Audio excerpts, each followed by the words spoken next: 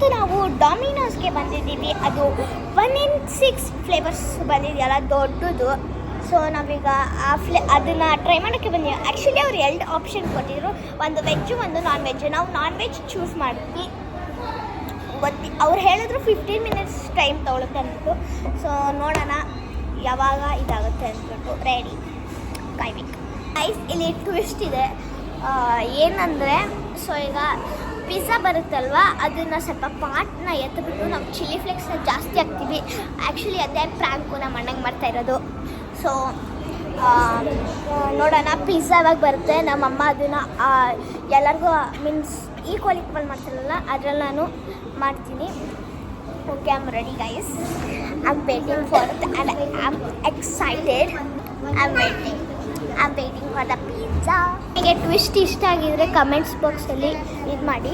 ಬಂತು pizza guys. ಇದೆ ನಮ್ಮ ಪಿಜ್ಜಾ ತುಂಬ ದೊಡ್ಡದಿದೆ. ಗೊತ್ತಿಲ್ಲ ಪಿಜ್ಜಾ ಅಷ್ಟು ದೊಡ್ಡದಿರ್ಬೋದು ಅಂದ್ಬಿಟ್ಟು.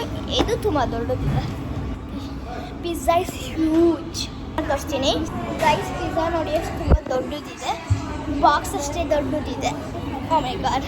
ತುಂಬ ಹಾಕಿದ್ದೀವಿ, ಅದೇನು ಕರೆಕ್ಟಾಗಿ ಕಾಣಿಸ್ತಾ ಇರುತ್ತೆ. ನೋಡೋಣ ನಮ್ಮ ರಿಯಾಕ್ಷನ್ ಏನಂದ್ಬಿಟ್ಟು. ಗೊತ್ತಿಲ್ಲ, ಸ್ಟಾರ್ಟ್ ಮಾಡ್ತಾ ಅಂದ್ಬಿಟ್ಟು ನಾವು ಪಿಜ್ಜಾ ತಿನ್ನೋದು ಸ್ಟಾರ್ಟ್ ಮಾಡ್ತೀವಿ.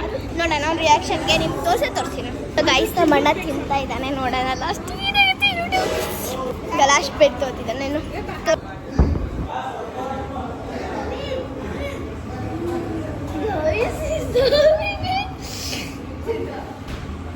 ಇಲ್ಲ Do you feeling spicy? Hi. No. Eat.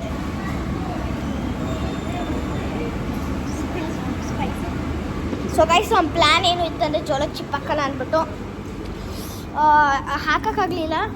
ಯಾಕಂದರೆ ತುಂಬ ಕಾಯ್ತೆ, ಲೂಸ್ ಮೋಷನ್ ಏನಾದ್ರು ಆಗ್ಬಿಟ್ರೆ ಮನೆಗೆ ಅಲ್ವಾ. ಸೊ ಈಗ ಎಂಜಾಯ್ ಮೈ ಪಿಜ್ಜಾ.